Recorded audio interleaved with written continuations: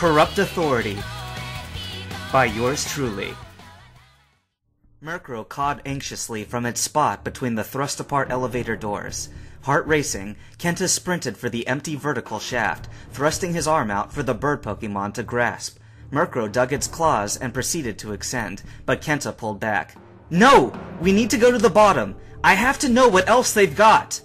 "Are you okay down there?" called Karen's voice from above.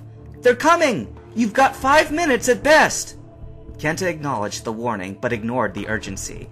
Murkrow continued descent for 10 seconds, 20 seconds, 30 seconds. A few moments more elapsed, then they touched down at the bottom, facing the final elevator doors.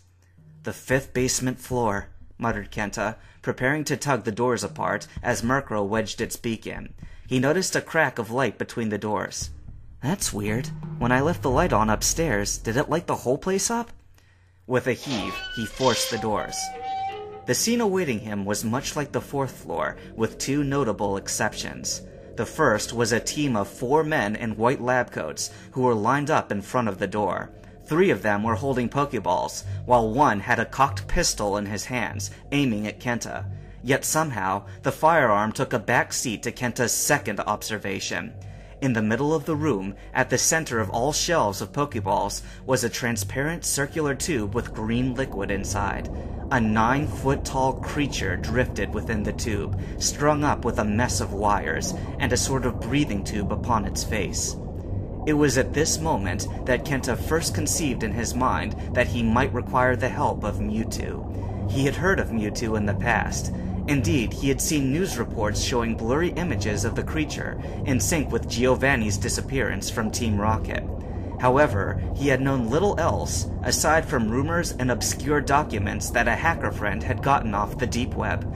It all came back to him now, as he gazed upon this creature floating in the test tube, guarded by doctors in lab coats who didn't seem the least bit pleased at being found out. "Don't move!" shouted the gunman, leveling his pistol with Kenta's head. "Who are you? How did you get down here?" Kenta's mind was made up in an instant. There was no way he could engage these guys in battle, not when it was a 3-to-1 with a bullet aimed at his cranium. But nor could he stay there and cooperate under his time crunch, with reinforcements on the way down who would probably kill him anyway. He was, after all, supposed to be dead already. Kenta jumped backward into the elevator shaft, launching himself sideways just enough to throw off the gunman's aim. There was a bang, and Kenta heard the bullet zing by his left ear. "Murkrow, up!" he cried, and a second later he heard the men barking orders, followed by more bullets beneath his extended feet. "Go, Latios! Follow him! You too, Latios!" "Latios and Latios?" thought Kenta, erupting into a cold sweat as Murkrow flew up the shaft with all its strength. No way. There's no way. Then he saw them. The psychic sibling dragons, Latios and Latias, came through the threshold further down the shaft and levitated their way towards him, fitting into the narrow confines just right. If they were to launch something like a Dragon Pulse or Luster Purge at him now, Kenta would surely die, or black out instantly from his injuries. He couldn't afford either, but he had no way to escape. In a vertical corridor, he would be hard to miss, unless Murkrow pulled him back into the room on the 4th floor. But even then, the Latis would simply corner him like a rat, and Bolt and Zapdos were simply too big to fit into the elevator shaft to come to his aid. Too big. Wait a minute! With his free hand, Kenta reached for his belt and dropped the only occupied ball that still remained on it. Dragonite! Outrage! From her position outside, Karen watched keenly as the Champion Hall of Records lit up with a sudden blazing light. A few seconds later, Murkrow emerged from the heat, dragging a blackened and limp Kenta by the arm. Karen's eyes widened in concern. "Kenta! Are you okay? What happened down there?" Kenta coughed and grimaced, then came to life with a sudden vigor, twisting around and looking back. "Dragonite!" he cried, stumbling back towards the mausoleum. "I have to see if Dragonite's okay!" There was another explosion of light and heat, and Dragonite came shooting up through the floor of the elevator, ripping the metal hole even wider. The dragon Pokemon touched down in front of Kenta, covered in cuts and bruises, but eyes alight with battle furor. "It has some scales missing," Karen observed. "Kenta, is that—" "Multiscale," Kenta replied. That's how he managed to survive just one round against the dragon siblings. But we can't count on that again. He placed his hands on Dragonite's shoulders, looking at his Pokemon with fierce pride. You need to get out of here, but not with me. Mount Silver isn't too far west of here.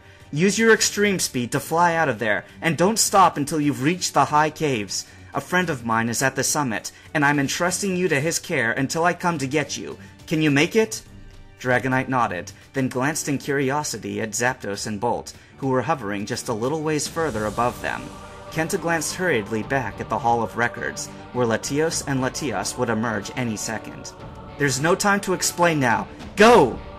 For the few persistent trainers who had ever leveled a Dratini all the way to Dragonite form, there was a bond of mutual understanding that developed between Dragon and Tamer. Dragonite was intelligent enough to understand human speech beyond just the typical commands that a dog trainer might issue, and one day he would demand that Kenta reveal everything. But until then, he would trust and obey. Dragonite was off like a shot, retreating so fast that a sonic boom echoed through the area. A few seconds later, a blue blur and a red blur burst from the Hall of Records, pursuing the orange dragon that had forced them back down the elevator shaft earlier. Kenta leapt on Bolt's back and widened his Master Ball to receive Zapdos. We can't linger, Karen, and it's better that you don't know what I saw for when they question you. I hope to see you again! Wait! Cried Karen as the Salamence lifted off. It has to look like you beat me! Remember? Kenta's stomach turned over, but there was nothing for it. Karen sure had guts. Zapdos, Thunderbolt. Back in the cabin on Mount Kenya, there was a silence. Kenta, why didn't you ever tell me any of this? Asked Marina at last, looking hurt. I didn't tell anybody, Kenta replied tiredly, his voice somewhat raspy from his story. Except for Hibiki. He's the only one I could ask to get involved so deeply in this. And the only thing I regret is how little I've been able to help, Hibiki said stoutly. So don't start feeling guilty about that again. Mewtwo's voice returned. So, the humans that you've made your leaders are storing up all of your most powerful Pokemon in a stronghold under the Indigo Plateau. I suspect that's just one storage area, said Kenta. There may be one in the Hoenn League headquarters as well, and in Sinnoh, and any of the other regions where the protection is heaviest. But chances are, I stumbled upon the biggest stash, since Kanto and Johto are the only regions to combine under one headquarters. But that's not the big takeaway from this story, Hibiki added, feeling queasy at the thought of it. The scary part is that Kenta might have encountered an artificial Pokemon in the making, built to take on whole armies single-handedly. I don't have any proof of it, said Kenta in a regretful voice. I didn't even take a picture, much less a camcorder. But I know what I saw, and when people are secretly making Pokemon in a chamber already filled with bioweapons, their intentions can't be pure. Perhaps they are keeping all these Pokemon out of harm's way, in eternal stasis hibernation, and are preparing a guardian for them more suitable than a human like Karen, said Mewtwo, with just a hint of slyness in his manner.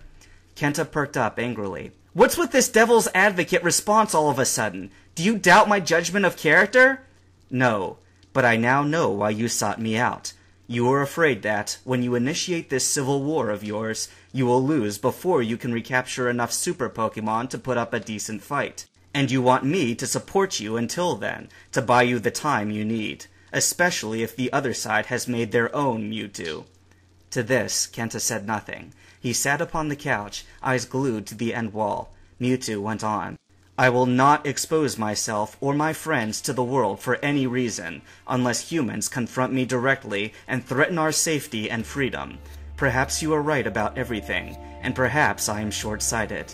But as things now stand, trainers may catch less Pokemon, and they can wreak less havoc upon one another. I will watch and wait, but I will not help the person who gave Team Rocket a Master Ball. So, it comes back to me, huh? Kenta's voice was strained, and he clasped his hands in front of him so tightly that his knuckles were white. You know, you weren't my only hope, but you were my best hope. The door to the cabin squeaked open by itself. Please leave. Yusin spoke up in a soft voice that surprised Hibiki. He'd forgotten that the man was there. You heard him. We should go. There's nothing left to discuss. Kenta nodded, and allowed himself to be steered to the door by Marina at his one shoulder and Hibiki at the other. but just as they reached the doorway, Kenta paused for a moment. "Hey, Golduck!" Something purple blurred from his hand and whizzed through the room. "Think fast!" The Golduck's reaction time was immediate. It swung around and tail smacked the purple object Kenta had thrown straight back at him. Kenta's hand snapped up and caught the projectile, and Hibiki saw that it was Zapdos' Master Ball. "If this ball hadn't been occupied, I'd be the new owner of the world's strongest Golduck by now," Kenta called back into the room. "Consider this a taste of the future if we let the present stay its course. It is not a threat, but a warning. You know the difference." "As do you," Mewtwo's voice retorted, saturated with a renewed fury. "Know your place, human. I have been polite to you, and I have held back on you several times already, but I don't have to. You are ant grubs compared to me. This is a threat." "I know," said Kenta sadly, looking at the Togetic and Ralt standing together at Golduck's feet. "But I still hope to see you again, so I will not say goodbye." With that, they returned to Yusin's Range Rover.